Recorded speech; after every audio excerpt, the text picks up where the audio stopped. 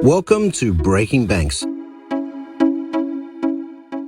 Welcome to Breaking Banks. I'm your host, Brett King. And as you know, Breaking Banks is the #1 Fintech podcast and radio show on the planet.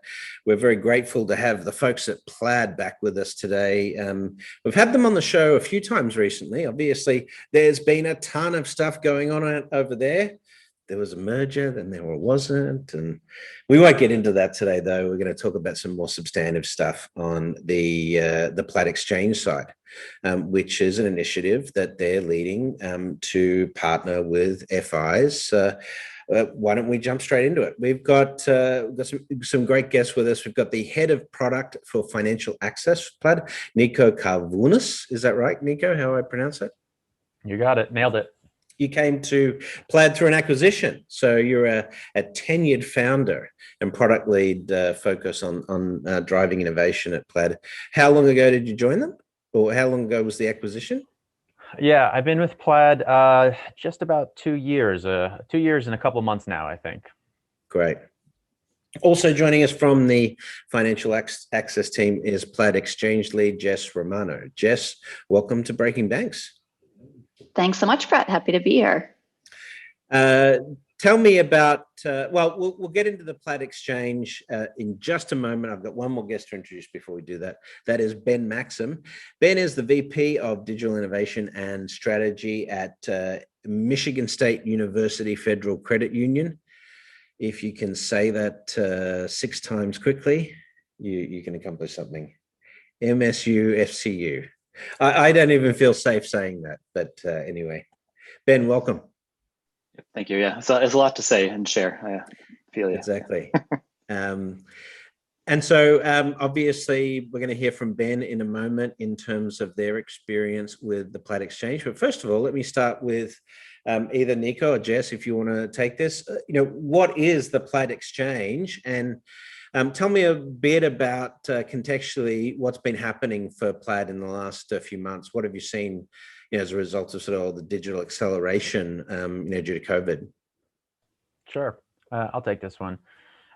So Plaid Exchange is what we call an open finance platform for financial institutions.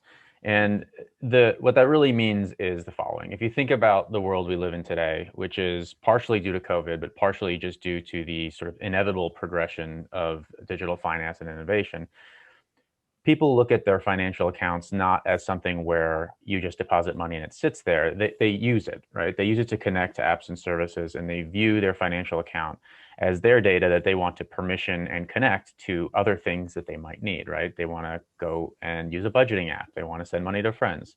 This has actually become table stakes, I think, for financial services, right?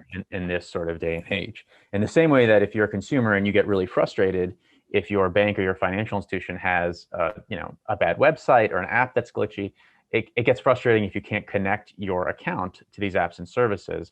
And it's actually something that we've seen is not just for consumers, but it's also for the financial institution, because it's actually a key trait of having account primacy, right? Being the central account for someone is more likely and a stickier proposition when they can actually connect it to all the things they want to use through that account. And so what Plaid Exchange is it's a product suite for solutions for financial institutions to enable them to stand up the APIs, the different tools and different solutions that they need for an open finance program that would enable that frictionless connectivity for their end customers. Does this include payments? So where we're really focusing now is what the value proposition for the Plaid network has been historically, which is connecting your account to those apps and services and just making sure that the data can flow, right? And so there's a very fundamental use case there. The core aggregation use case, sure. Yeah. Exactly, right. There's a lot of wood to chop there, right? Just in terms of, and we'll get into it, but I think, the way the industry has evolved is companies like Plaid and my previous company, Quovo, there weren't these dedicated services to tap into to get this information previously. And so the demand was there for consumers, but the technology and infrastructure wasn't quite there.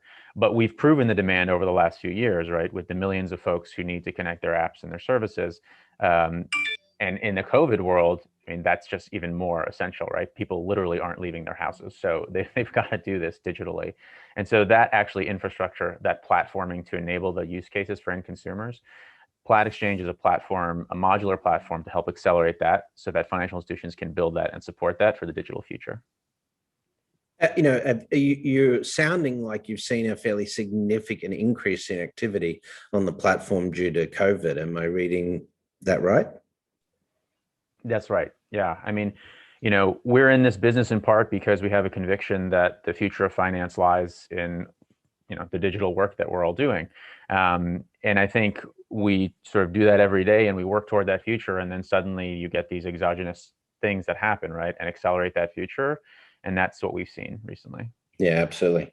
No, there's plenty of people saying that they've, had 10 years of, tech investment, paid for the last 12 months as a result of, the lift in digital. So, Jess, maybe I can ask you for a little bit more detail on Plaid Exchange in terms of how it works. How, if an FI comes along and says, "Yeah, we want to be a part of this," what happens next? Yeah, and this is a conversation that Ben and I had several months ago, so he can also give his perspective on this. But yeah, so basically, Plaid Exchange, as Niko mentioned, is our open finance platform, and it originally started out back in 2019 after we heard a ton of feedback from the market, namely our financial partners, that they really wanted a more structured way to enable data sharing for their customers, a way that was also, enhanced security, enhanced privacy. Operationally, just easier to run and to scale and to manage. And, we're working with many banks and credit unions to basically say, like, how can we help? We have obviously been in this space for quite some time, and we sit right in the middle of all of these relationships between all of our customers, about 4,200 of them today across the digital finance space, and then about 11,000 institutions on the financial partnership side. So, all that is to say is we've had a ton of learnings over the past few years in what types of technologies we could create and build and provide to the industry to offer this better way to connect. So essentially, the platform started out as a kind of singular API called Plaid Direct back in the day, and now it's called Plaid Exchange because we've really kind of created a robust platform with additional features and functionality over the past year and a half or so. So we officially launched it back in May of 2020, when right after the pandemic started. And great time to launch a new product.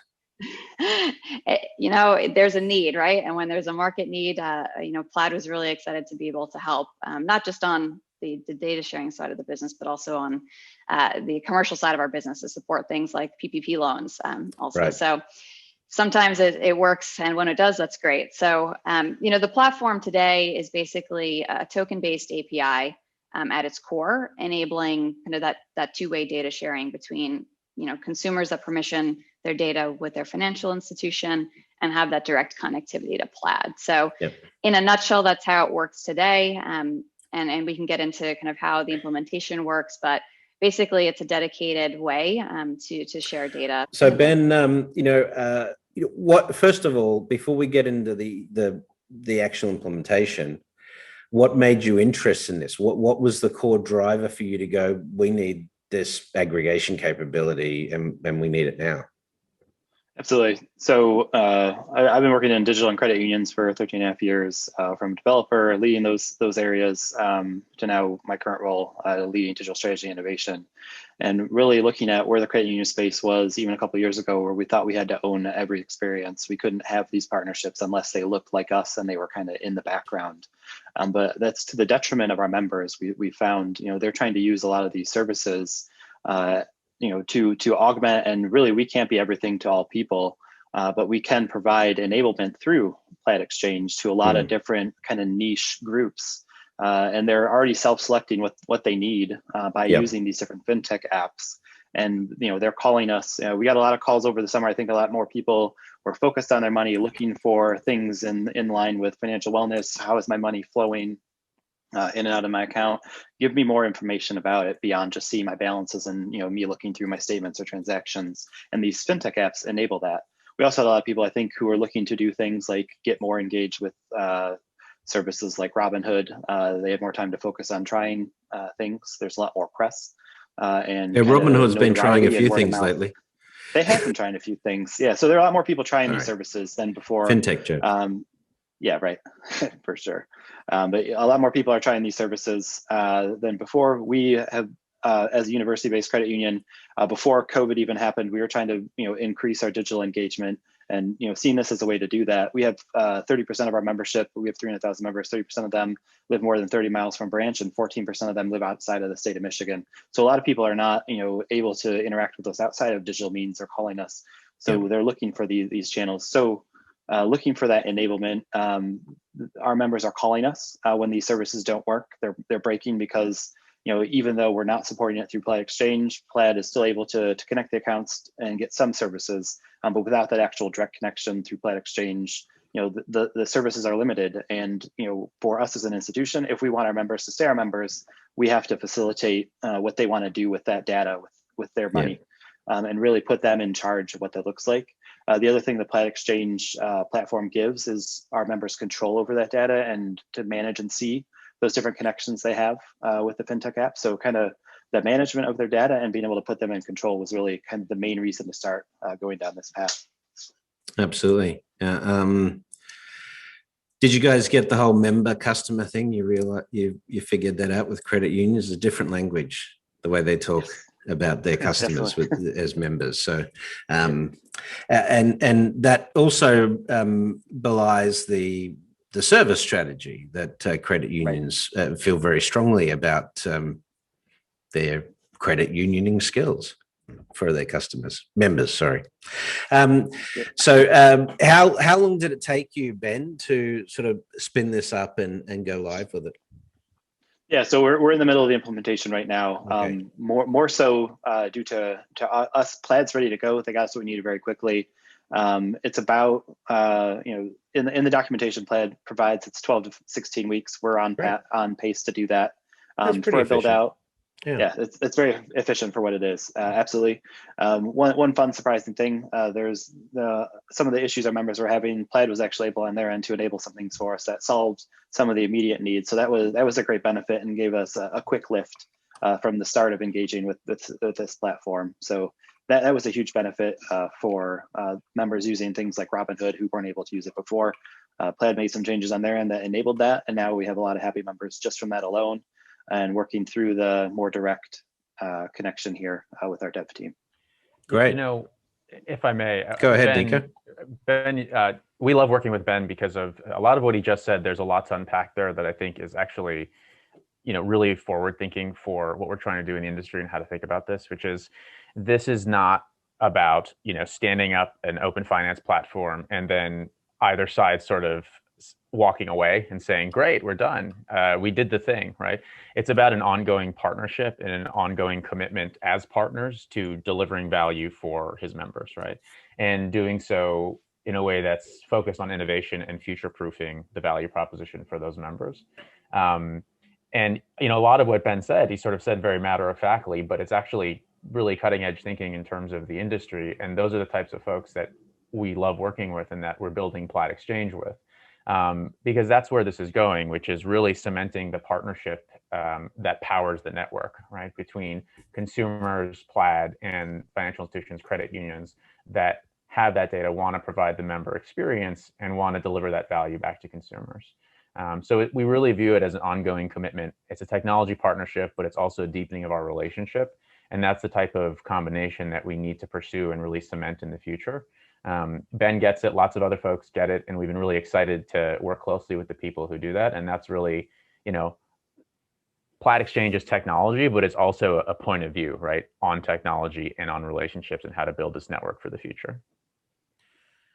So why do you think it's important for members, customers to, I'll direct this to all three of you, to have sort of an aggregated view of finances? How does that change their day-to-day behavior when it comes to money? Yeah, I'll start. I think the way people are interacting with their money, there's this kind of, thought in the industry that we want to be the primary institution, but I think we're to a point where we're realizing that that's not the case.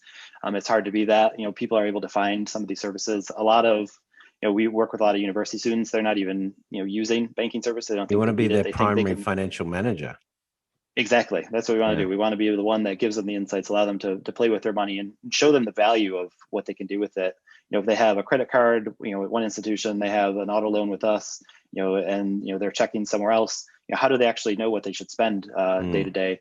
They also have a large, especially with the college group, a large portion of their money is just left in a Venmo, Cash App type account where it's not in the bank at all. So how do we encourage them to use the services that a credit union have, and what can we provide to them? A lot of that is service, but if they're getting these things in a digital app, how do we show them that service if they're not interacting with us? So these are the ways that we can provide that service, develop that relationship with them by using this aggregated view and show them the value of their money no matter where it's located.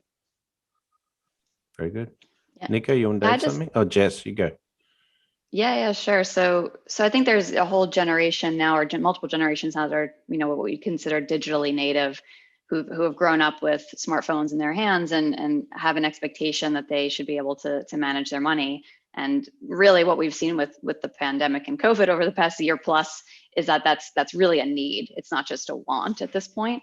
I don't really think that's going to be a trend that reverses. And I agree. We have a unique vantage point with all of our customers who are providing tons and tons of innovative services. And many of our financial partners, like credit unions, are also providing these new and innovative services to their customers, not just the traditional fintechs as you would think of them, and in providing these different ways of evaluating credit, for example. So if you're someone that's trying to get a loan, you have a need to look at all of your cash flows, not just necessarily your investment accounts or your savings accounts or whatever it may be. So, I think it's trending really well for people that need or want those other viewpoints.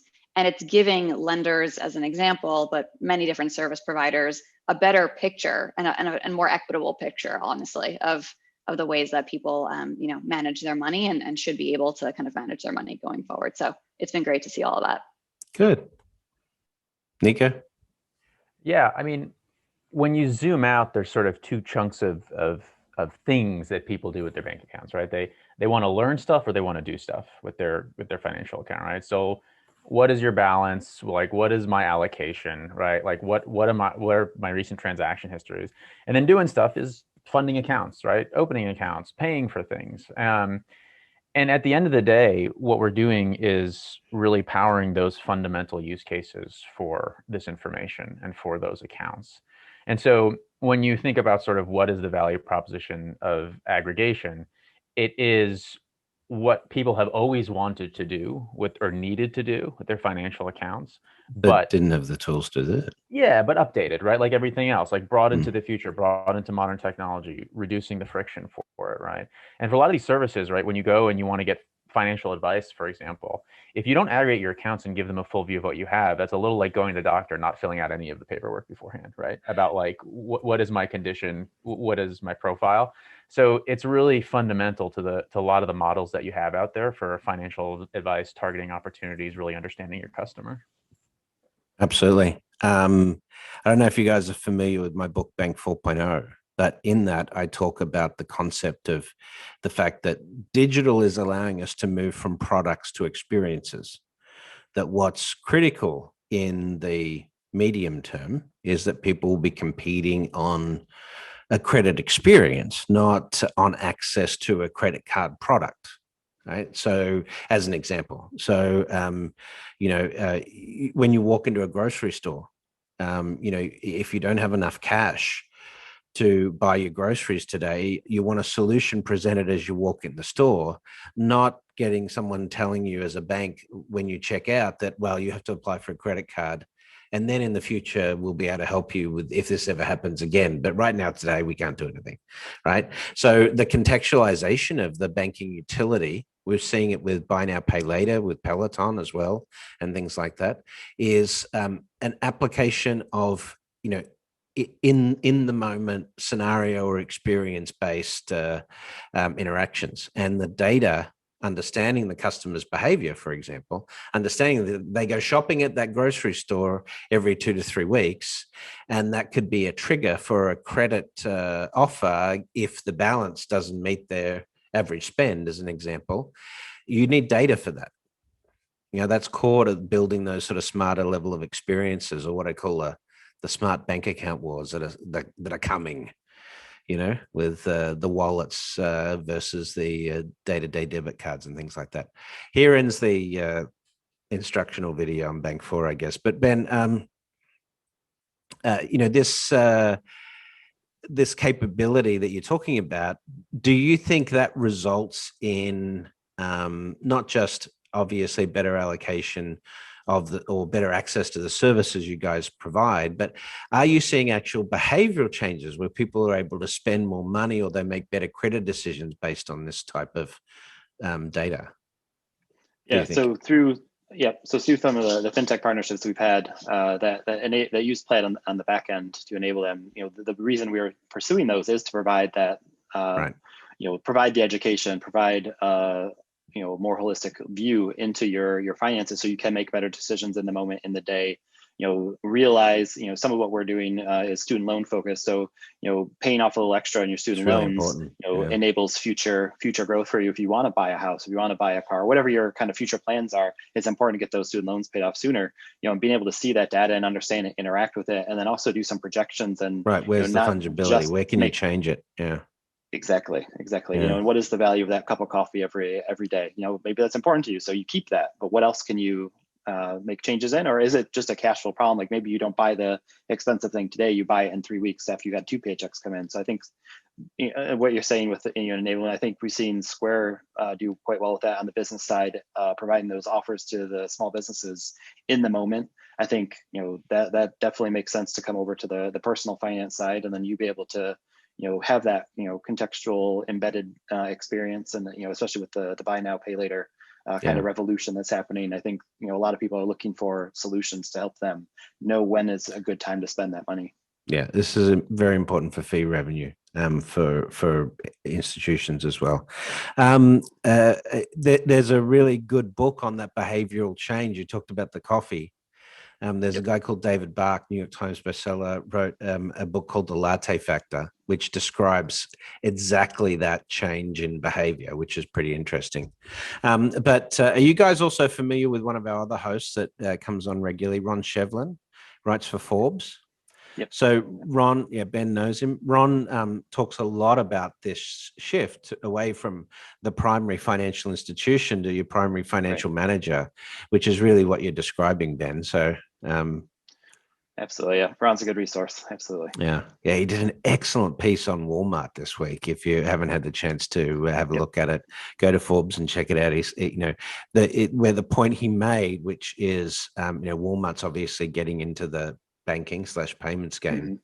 But the point he made is they don't want to be a bank. They want to be a super app. They want to be a Gojek, an Uber. They want to be this platform for all this service layer, and payments are integral to that. Really interesting piece of content. So big nice shout out to Ron for that work this week. I hope you guys don't mind, but it's very applicable. Let's have a break, guys, and then we come back. I want to talk about the talent, how this changes the talent.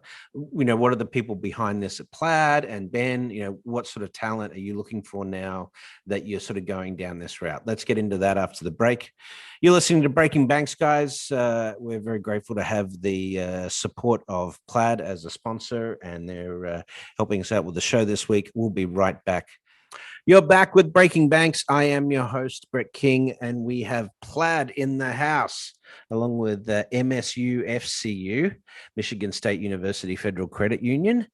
Ben Maxim joining us from there, and from the Financial Access, Head of Product Financial Access, Niko Karvounis, and Plaid Exchange Lead, Jess Romano. So happy to have you guys back with us. The obvious question here really is, the Plaid Exchange as a platform. It seems like this is actually pretty critical for Plaid's business as well, getting more and more financial institutions directly plugged in instead of screen scraping technology and stuff like that. So is that sort of the part of the core driver for you guys creating the exchange?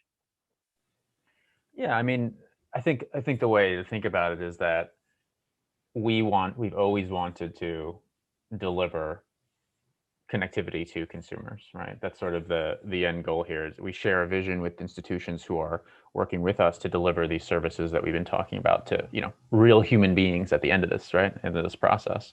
And so basically over time, I think we and financial institutions have converged on understanding what those solutions look like, right? In terms of, we want to move toward an API-based ecosystem. We want to move toward mutual integrations. We want to move toward a world where data and value is exchanged between us and the financial institution and the end consumer, and done in a way through tight partnership. And so this is really the evolution of the Plaid network. As over time, more of the data sources and institutions who we work with have realized how large our network has grown and how significant the demand is for these services by their end consumers. So I do think it represents, an important new era in Plaid in terms of moving forward and strengthening and scaling our network in partnership with financial institutions. So I do think it's a really exciting time for the business and for our partners as well. Yeah, I mean, I don't want to get into the blip on the radar from the acquisition perspective, but do you feel like there's just a more resolved approach from the team? You're getting that feeling that everyone's sort of bedding down and wants to really prove what Plaid can do now? I don't think that's a now question. I think that's the way we operate every day, no matter what. There's Right.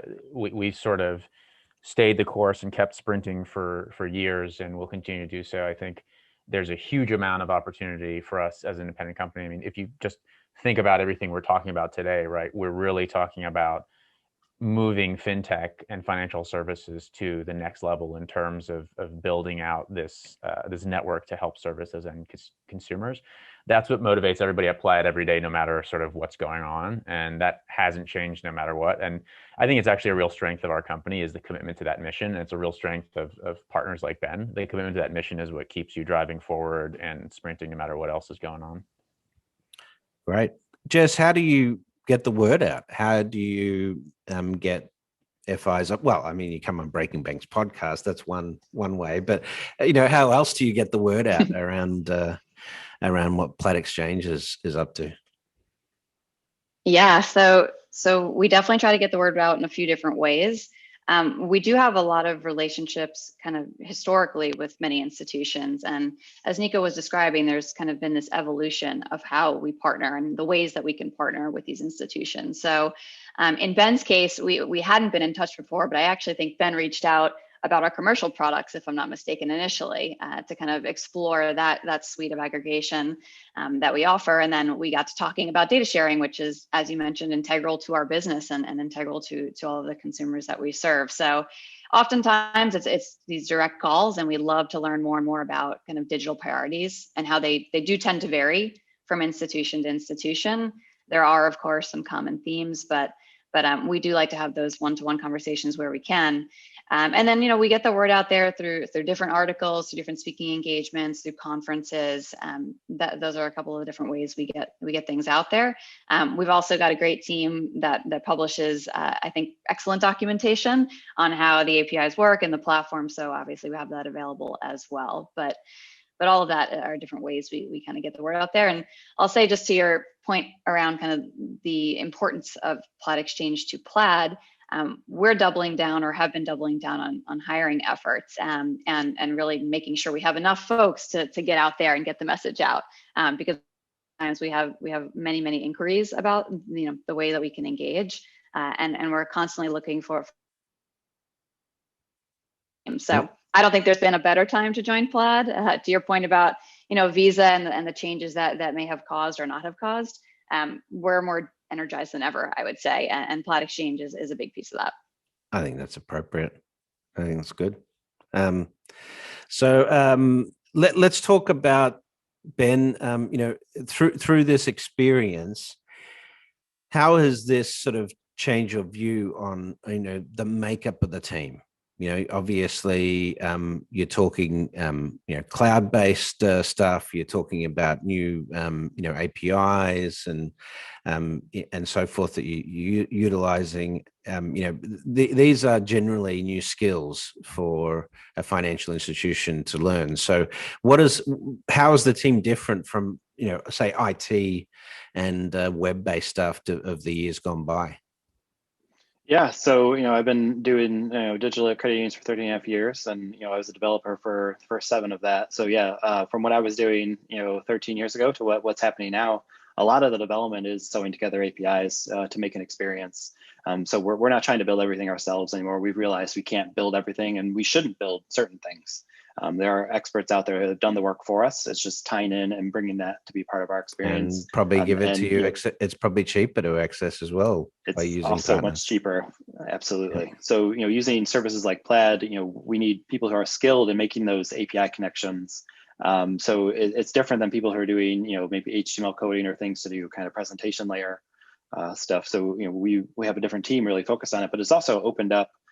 We have a core banking team as well that, they were doing a lot of customizations with core software that allows them to have a little bit more ability to work on some different projects that are kind of in that innovation space and be more involved in the process, because that's what they were doing for the whole time, is making these data connections. So that's huge. We also do a lot of our own infrastructure at the credit union as well. Cloud services has kind of been that, we need to get into this, but we're, credit union, we're conservative, we like to have everything on-prem. So it's been an evolution there as well. So, we've done some hiring over the past few years that have helped. Just tell them it's not as safe on-prem. Yeah, we'll see how that goes. But yeah, so, the cloud, we're becoming more open to it. We've hired some people with experience there. We're relying on vendor partners, where traditionally we would have tried to do the work ourselves. So, looking for cloud experts and looking for, some of these solutions to help position ourselves to move into these different areas and understand the benefit of them. And Ben, you have a group dedicated to this, right? Oh, Brett. No, that's fine. Yep. So yeah, we have a small team dedicated to doing this project. So we pulled in people from infrastructure and security, combined them with some members of our dev team that are really focused on those integrations that we do with different APIs, including creating our own APIs. We created our own online and mobile banking in the past, and we're really just leveraging kind of that skill set of people that helped build out those connections as well. So the experience there, I think, gave us a leg up. Are you building apps natively? So we build our apps natively. That's great. Yeah, I did our first iOS app back in 2012. So it was fun. That was a decision we made then to do it natively, not do the hybrid thing. The hybrid stuff was not working as well. To go cross-platform between iOS and Android, and we really wanted to capture the experience and make it as good as it could be. Fantastic. Who did you need on side to get this to happen? Because you must have sponsors in the organization.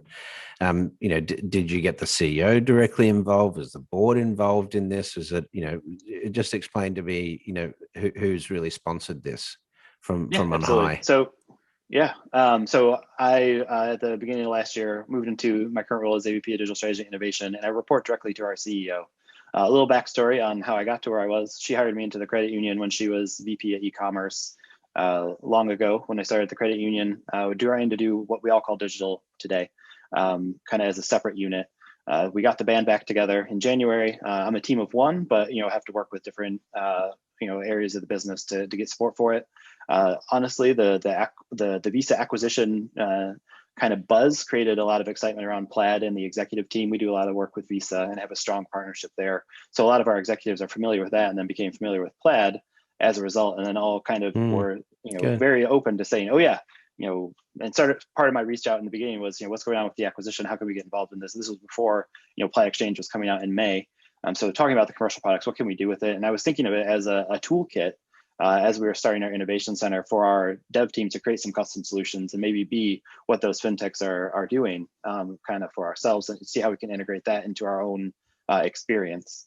But then, as talking to the team more and then getting more material and sharing with the teams, our frontline areas are getting a lot of phone calls and chats regarding different fintech apps that were working. So that started to build the business case as well. So our members were asking us for it. So really listening to our members made the business case an easy sell.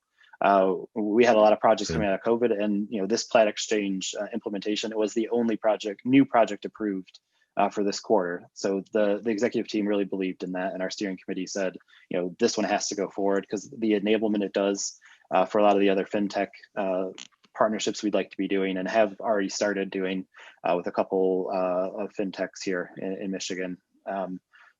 That we wanted to make the experience as good as it could be, and it was an easy sell, honestly. To kind of, I think it's a hard concept for people to understand where they fit in for some people, but once you tell them, they're the plumbers of the the industry, they're the ones to help make build the pipes that everything flows through. That really helped get everyone on board with it. So you guys may or may not know this, but I secured the first patent in the US and in the world on financial wellness, right? So it's something I feel very passionately about. Myself, Alex Sion, and Mo Khalil, when we in the early days of Movin', we put together this financial wellness focus and play from an IP perspective. But one of the things that's become sort of fairly clear over the last few years is that millennials, but more so Gen Zs, their financial literacy is quite poor. They're not taught about managing money and budgeting and so forth. But we, of course, have the technology and the tools to now do a lot of that work for them.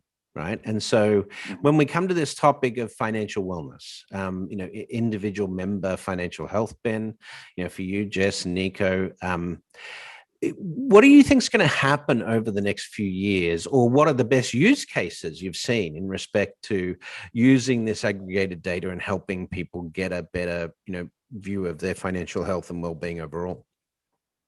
Who wants to start? Ben, you want to start? I can start. Yep, I'll go ahead and start. One of the first fintech partnerships we did last year and secured was with a company called Pocket Nest, based out of Michigan, and their focus is the millennial financial wellness experience.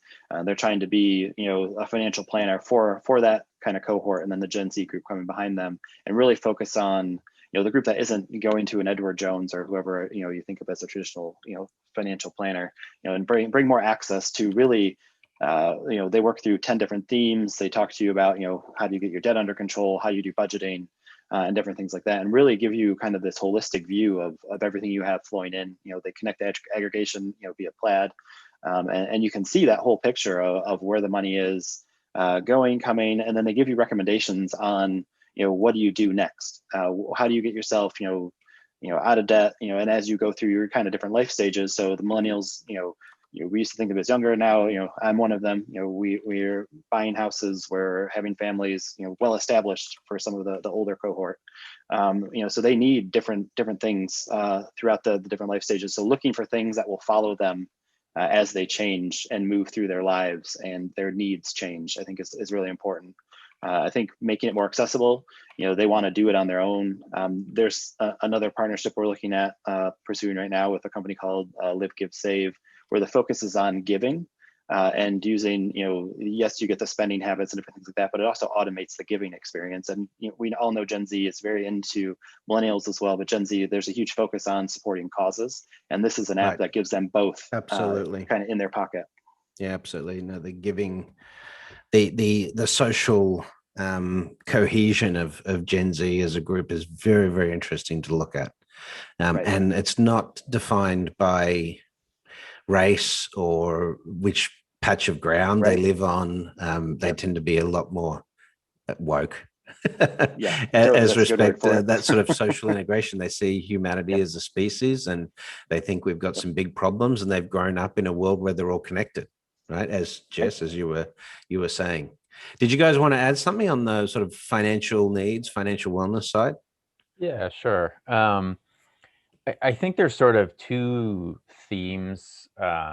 So, again, my background, I've been doing this for a number of years, and in this sort of Plaid role of being a part of this network and being a platform that actually powers a lot of the apps that are actually developing, right? So we sort of get a frontline view of innovation and fintech as it sort of marches on. And there are a couple of trends that sound a little like buzzwords, but are really important when you dig into them, right? Which is just user experience is one of them, right? Which encompasses a lot. What it really means in this case is like the difference between a financial advisor sending you a 4-page report that's full of statistics and graphs, and the idea that you get a notification that tells you one thing, right? Or helps you focus on one thing.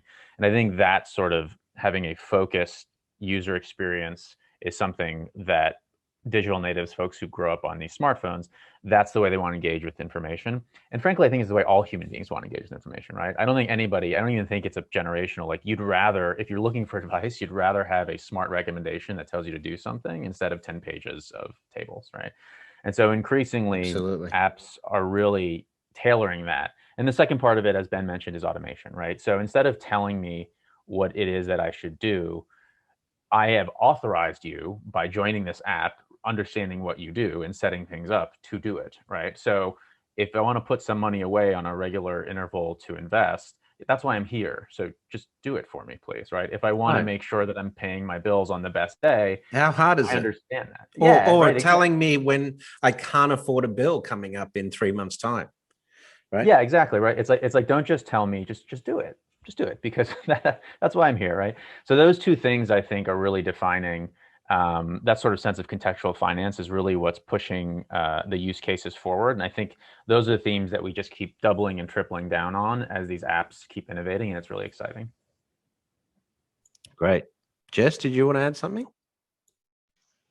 No, I think these guys pretty much covered it. And I'd say just, from a partnership standpoint, Plaid is looking to partner, of course, with the likes of all of our financial institution partners like Ben and MSU, but we also are partnering with other technology providers that are recognizing the need for all of this change and the need to make it as kind of accessible as possible, not just for consumers, but for all of the institutions that are providing these services to consumers. So you mentioned earlier, how are we getting the word out? And I should have said, we're also working with many great partners like MuleSoft and Jack Henry to kind of mass enable as many participants in the ecosystem as we can for these types of services. Of course.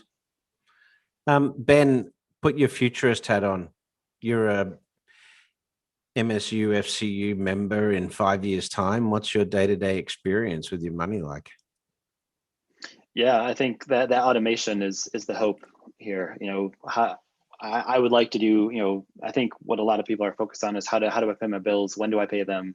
How do I budget for certain things? Being able to do that for them, they don't want to think about, opening up Excel and setting this up. And we've done a lot of financial education, and we do seminars, and we have a huge, affiliation with the university to kind of teach these skills. But, I think we have the tools and, the enablement in this open finance ecosystem to just do it for people. 5 years from now, there's going to be how many more hundreds or thousands of different players in this space that are trying to do just that for people, enabling, and there's going to be different kind of niches to each of those. So if I want something that helps with giving, I'm going to pick the thing with giving. If I want something that, really, is more of a coach style, like teach me, what to do, I'm going to select the thing that makes sense for me. And I want all my institutions to support that. And if they're not the ones who are going to do it, they're going to go somewhere else. So us as a credit union, we're looking for that enablement for all these services, and to get our members to understand that we're helping enable that for them, and that we're putting them in charge of their data and experience, and we're here to support them through whatever kind of that need is. And really, that automation is key to all this. No one gets out of the checkbook register. No one's doing Excel stuff. They want to just look in their account, and whoever can tell them, what's going on is who they're going to choose. Great. Well, I'm going to ask you guys a question now, and I bet you this is the first time you've ever been asked this on a podcast. If you haven't, I'll be surprised. But if you have, then please let me know as well. Apple is talking about releasing smart glasses in 2022. So how would you use aggregated data in a real-time head-up display, field of view in a smart glasses scenario? I have not been asked that, but so congratulations, you did it. First thing that comes to mind, which is completely uninformed by anything except the fact that I love crazy ideas, is looking at stuff and seeing if you can afford it. Yeah. Yeah. You ever seen Fight Club? Or when you go, this is the one I used in my book. See if you like this one. You walk into Apple store and you're looking at a brand new, pair of the new Air Max Pro headphones or whatever, $500, and it flashes up in your field of view, your rent reminder. Because if you buy those headphones, you won't be able to pay your rent.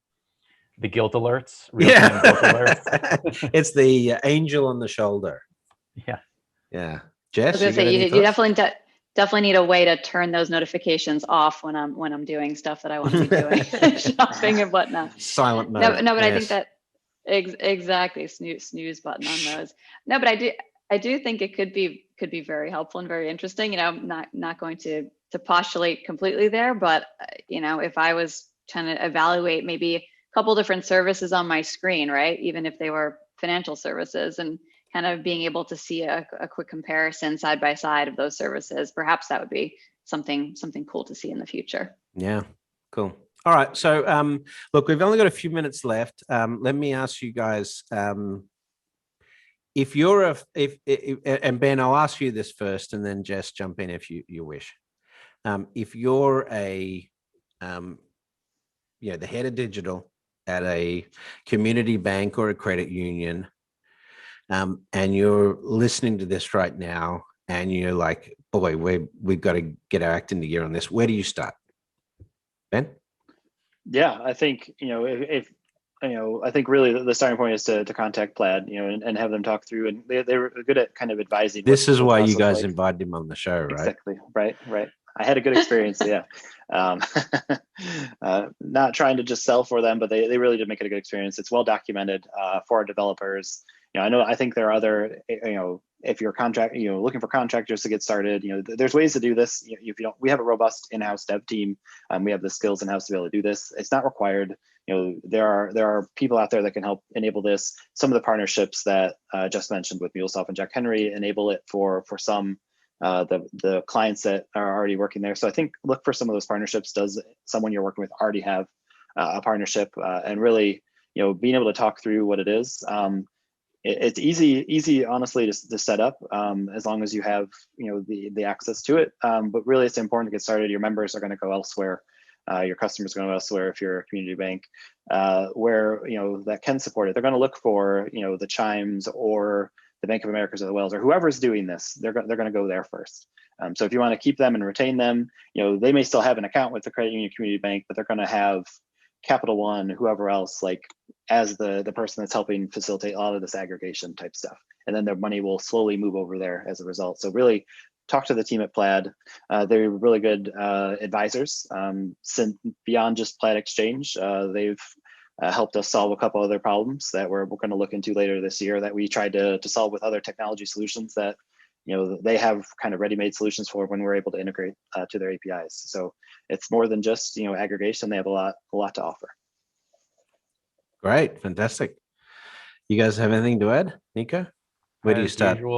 As usual, Ben nailed it. No, I think that's the right attitude, though, right? Is that this is a partnership. This is if we are the experts in this. We've been doing financial APIs for years, right? We are sort of the node of the network that makes this thing run. So, let me ask you a question here. This is another sort of interesting. Glasses? No. It's not about smart glasses. How many of the and Ben, I'll exclude you from this, but how many of the banks that come to you actually now have on the org chart someone responsible for fintech partnerships? That's a great question. A lot, right? This is sort of a new development. Like the incoming that we're seeing is multiple a week, and it sits in a real place in the organization, right? And it's viewed as a priority, and you're not sort of piecing it together across folks in disparate places. And a few years ago, right, when we would be in the early days of sort of connectivity, when that wasn't the case, it would be hard to find who to talk to, and you'd be sort of running through the org to figure out who would even care. And then fintech, I think, really accelerated, and now it's actually really a dedicated role in these organizations, which makes the partnership angle much more efficient, and really exciting to pursue together. Great. All right, guys, we got to wrap this up. Jess, where can people find out more about Plaid Exchange and the initiative you guys have launched? Yeah, so as Ben mentioned, we'd love to speak with all of you out there that are interested in talking about Plaid Exchange or open finance.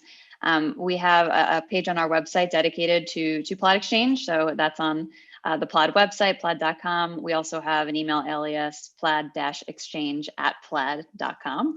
That is an email that I will receive as well as my teammates, or you can reach out to me or Niko directly, and we'll get you to the right place. Awesome. So we'll, if you guys have got Twitter IDs or something like that to share with us as well, we will tweet those out so our listeners can check that out in real time. Thank you, Niko Karvounis, Efaristo, and Jess Romano. Thanks for joining us. Both from Melbourne. I've got to use my Greek when I can. And Ben, nicely done. I haven't been to Michigan, but I have to one day. And all the best with this program. Thank you, Brett. Thank you very much. Thanks, Brett. All right, that's a wrap. We'll see you guys next week. You're listening to Breaking Banks, and we'll be here every week, just as we have for the last 8 years. If you enjoy the show, go to provoke.fm or go to wherever you download the show. Give us a 5-star rating. It helps others find the show, or tweet us out if you like the episode, and again helps people find the content. So thanks for joining us, and we will see you again next week on Breaking Banks. That's it for this week. If you like the show, make sure to give us a 5-star rating on your favorite podcast platform, or share it with a friend, or share it on social media. We'll see you again next week with more Breaking Banks.